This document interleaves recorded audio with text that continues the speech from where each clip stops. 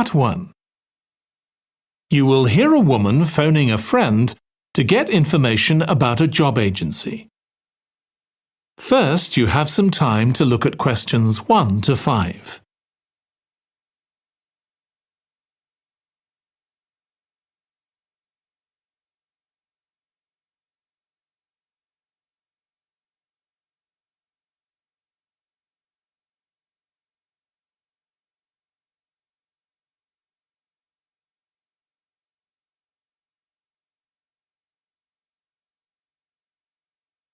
Now listen carefully and answer questions 1 to 5. Hello, William. This is Amber. You said to phone if I wanted to get more information about the job agency you mentioned. Is now a good time? Hi, Amber. Yes, fine. So the agency I was talking about is called Bankside. They're based in Docklands. I can tell you the address now. 497 East Side. OK, thanks. So is there anyone in particular I should speak to there? The agent I always deal with is called Becky Jameson. Let me write that down. Becky Jameson. Jameson.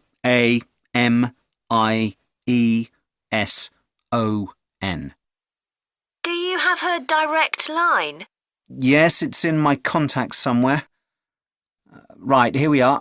07866 510 333.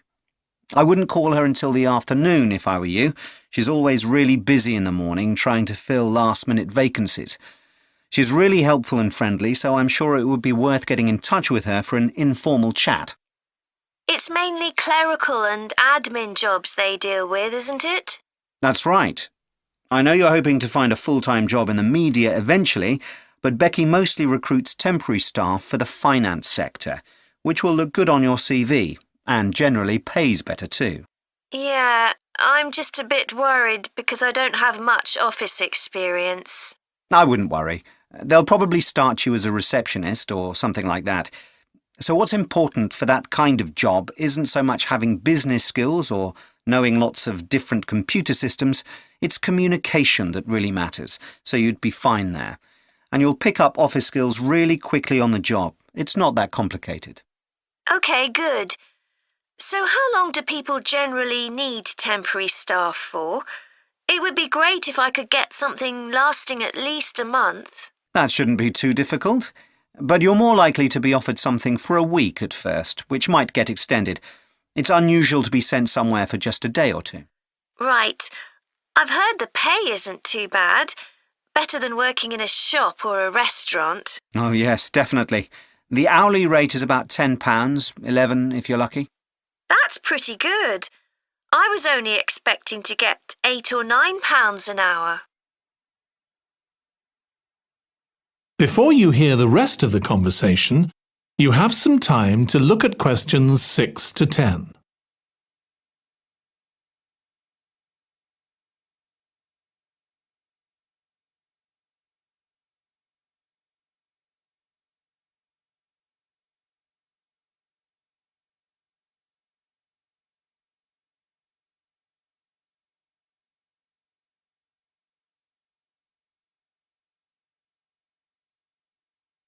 Now listen and answer questions 6 to 10. Do you want me to tell you anything about the registration process? Yes, please. I know you have to have an interview. The interview usually takes about an hour, and you should arrange that about a week in advance. I suppose I should dress smartly if it's for office work. I can probably borrow a suit from Mum. Good idea. It's better to look too smart than too casual. Will I need to bring copies of my exam certificates or anything like that? No, they don't need to see those, I don't think. What about my passport? Oh yes, they will ask to see that. OK.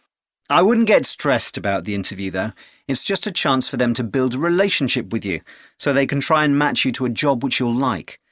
So there are questions about personality that they always ask candidates, fairly basic ones, and they probably won't ask anything too difficult, like what your plans are for the future.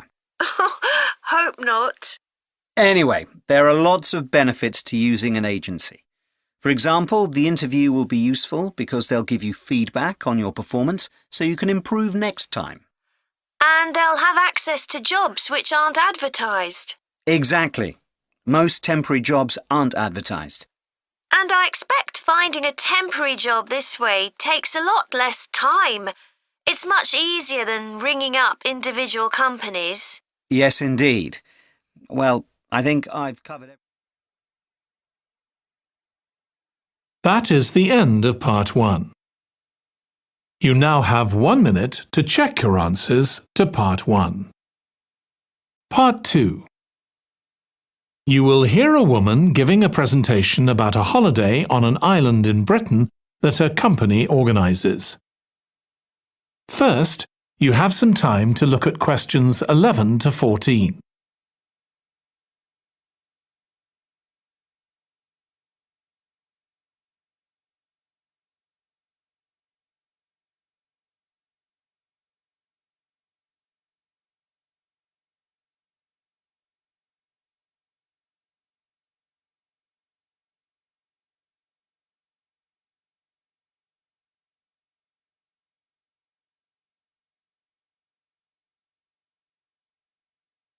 Now listen carefully and answer questions 11 to 14.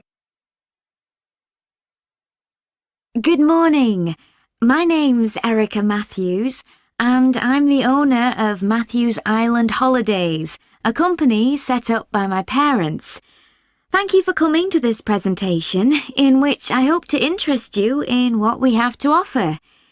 We're a small family-run company, and we believe in the importance of the personal touch. So we don't aim to compete with other companies on the number of customers. What we do is build on our many years' experience, more than almost any other rail holiday company, to ensure we provide perfect holidays in a small number of destinations, which we've got to know extremely well. I'll start with our 6-day Isle of Man holiday. This is a fascinating island in the Irish Sea, with Wales to the south, England to the east, Scotland to the north, and Northern Ireland to the west. Our holiday starts in Heysham, where your tour manager will meet you. Then you'll travel by ferry to the Isle of Man. Some people prefer to fly from Luton instead, and another popular option is to go by train to Liverpool and take a ferry from there. You have 5 nights in the hotel, and the price covers 5 breakfasts and dinners and lunch on the 3 days when there are organised trips. Day 4 is free, and most people have lunch in a cafe or restaurant in Douglas. The price of the holiday includes the ferry to the Isle of Man, all travel on the island, the hotel, and the meals I've mentioned.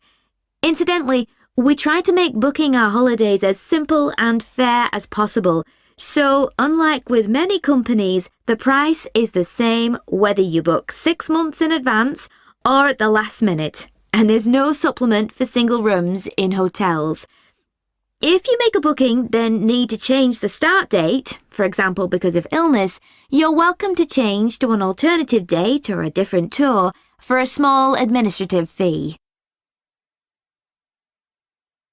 Before you hear the rest of the talk, you have some time to look at questions 15 to 20.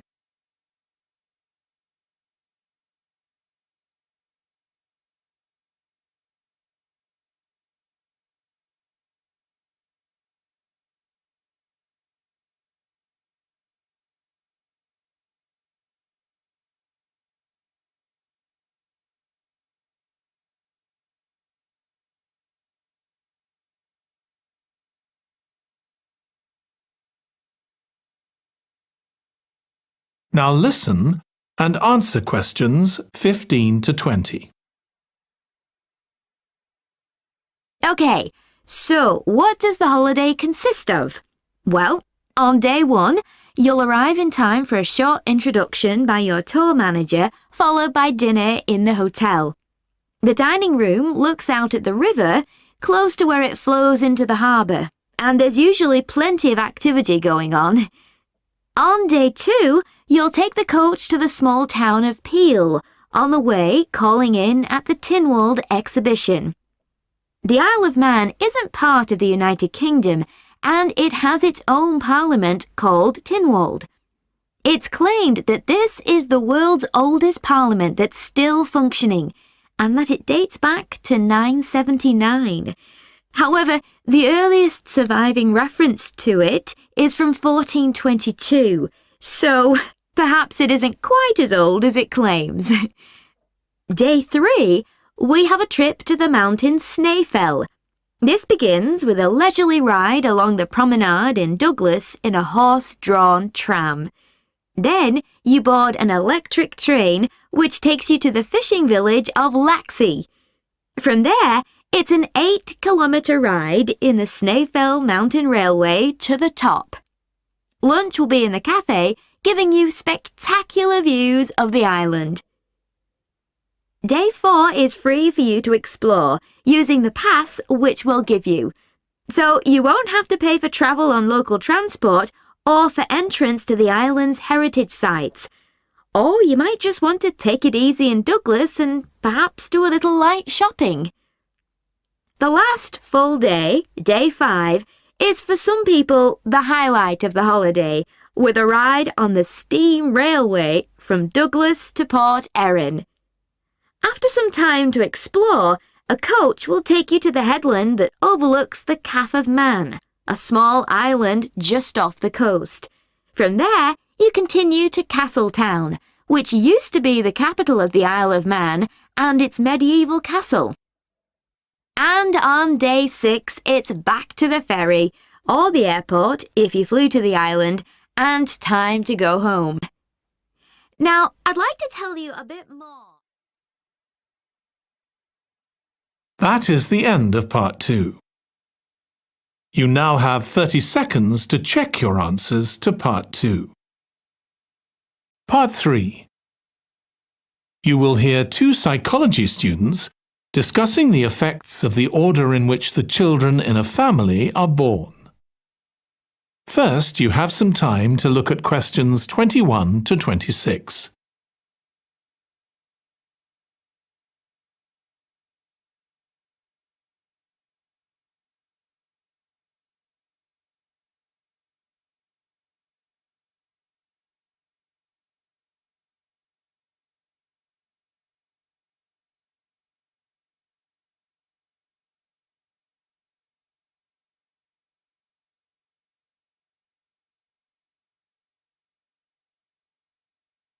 Now listen carefully and answer questions 21 to 26. Ed, how are you getting on with the reading for our presentation next week? Well, OK, Ruth, but there's so much of it. I know. I hadn't realised birth order was such a popular area of research. But the stuff on birth order and personality is mostly unreliable. From what I've been reading, a lot of the claims about how your position in the family determines certain personality traits are just stereotypes, with no robust evidence to support them. OK, but that's an interesting point. We could start by outlining what previous research has shown. There are studies going back over 100 years. Yeah, so we could just run through some of the typical traits. Like the consensus seems to be that oldest children are generally less well-adjusted, because they never get over the arrival of a younger sibling. Right, but on a positive note, some studies claim that they were thought to be good at nurturing. Certainly in the past, when people had large families, they would have been expected to look after the younger ones. There isn't such a clear picture for middle children, but one trait that a lot of the studies mention is that they are easier to get on with than older or younger siblings. Generally eager to please and helpful. Although that's certainly not accurate as far as my family goes. My middle brother was a nightmare, always causing fights and envious of whatever I had. As I said, none of this seems to relate to my own experience. I'm the youngest in my family, and I don't recognise myself in any of the studies I've read about. I'm supposed to have been a sociable and confident child who made friends easily, but I was actually terribly shy. Really? That's funny. There have been hundreds of studies on twins, but mostly about nurture versus nature. There was one on personality which said that a twin is likely to be quite shy in social situations because they always have their twin around to depend on for support. My cousins were like that when they were small. They were only interested in each other and found it hard to engage with other kids. They're fine now, though. Only children have had a really bad press. A lot of studies have branded them as loners who think the world revolves around them because they've never had to fight for their parents' attention. That does seem a bit harsh. One category I hadn't considered before was children with much older siblings. A couple of studies mentioned that these children grow up more quickly and are expected to do basic things for themselves, like getting dressed. I can see how that might be true, although I expect they're sometimes the exact opposite, playing the baby role and clamouring for special treatment. Before you hear the rest of the discussion, you have some time to look at questions 27 to 30.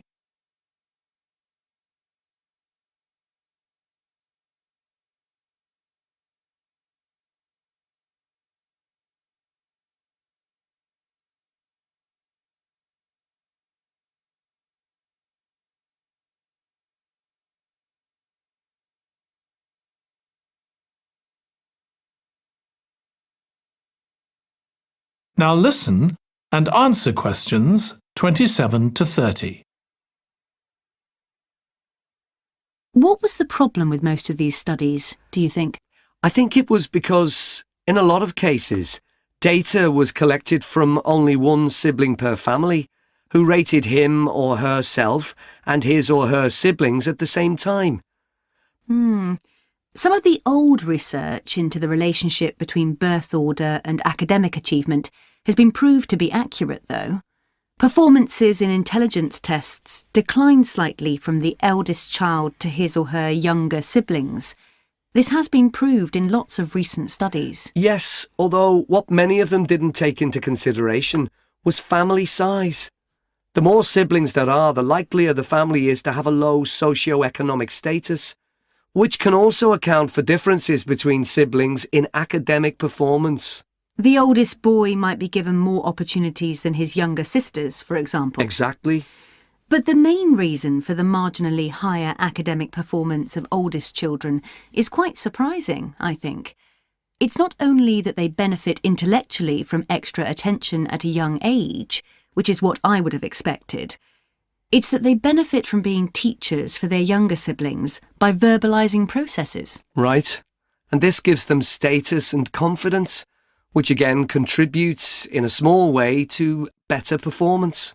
So, would you say sibling rivalry has been a useful thing for you? I think so. My younger brother was incredibly annoying, and we fought a lot. But I think this has made me a stronger person. I know how to defend myself. We had some terrible arguments, and I would have died rather than apologise to him. But we had to put up with each other, and most of the time we coexisted amicably enough. Yes, my situation was pretty similar. But I don't think having two older brothers made me any less selfish. I was never prepared to let my brothers use any of my stuff. That's perfectly normal, whereas sometimes...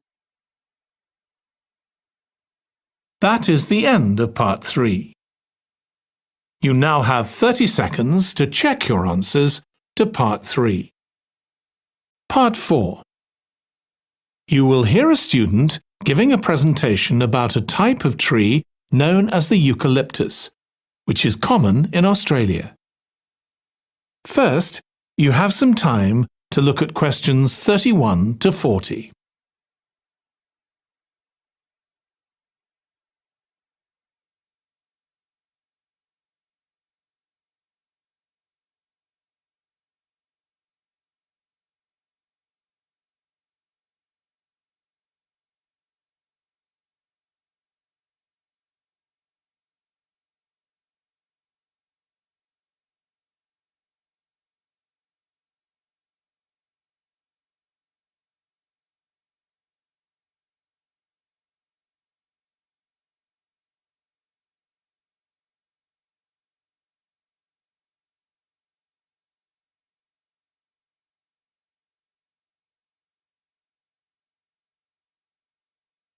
Now listen carefully and answer questions 31 to 40. Today, I'm going to talk about the eucalyptus tree. This is a very common tree here in Australia, where it's also sometimes called the gum tree. First, I'm going to talk about why it's important. Then I'm going to describe some problems it faces at present. Right, well, the eucalyptus tree is an important tree for lots of reasons. For example, it gives shelter to creatures like birds and bats, and these and other species also depend on it for food, particularly the nectar from its flowers. So it supports biodiversity. It's useful to us humans too, because we can kill germs with a disinfectant made from oil extracted from eucalyptus leaves. The eucalyptus grows all over Australia, and the trees can live for up to 400 years. So it's alarming that all across the country, numbers of eucalyptus are falling because the trees are dying off prematurely. So what are the reasons for this? One possible reason is disease. As far back as the 1970s, the trees started getting a disease called Mundula yellows. The tree's leaves would gradually turn yellow, then the tree would die.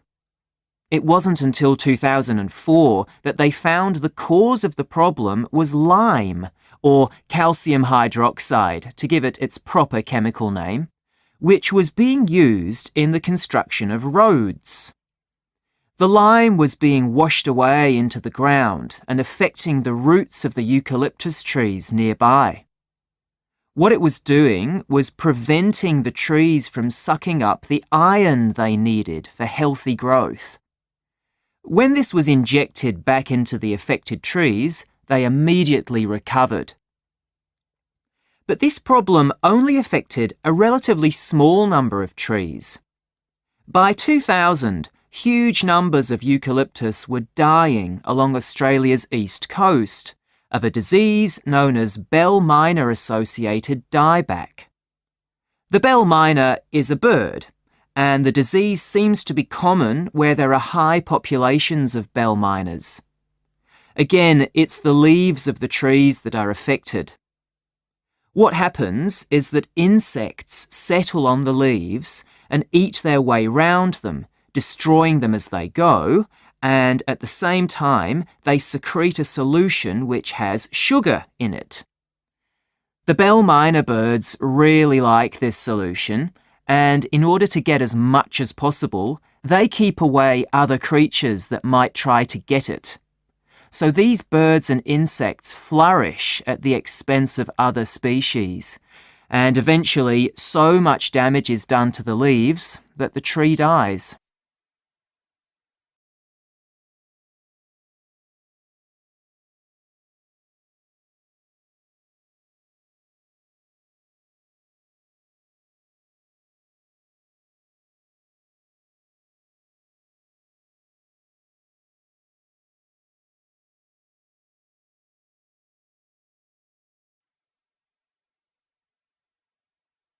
But experts say that trees can start looking sick before any sign of bell miner-associated dieback.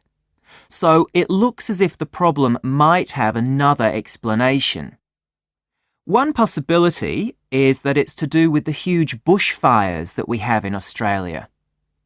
A theory proposed over 40 years ago by ecologist William Jackson is that the frequency of bushfires in a particular region affects the type of vegetation that grows there. If there are very frequent bushfires in a region, this encourages grass to grow afterwards, while if the bushfires are rather less frequent, this results in the growth of eucalyptus forests. So why is this? Why do fairly frequent bushfires actually support the growth of eucalyptus?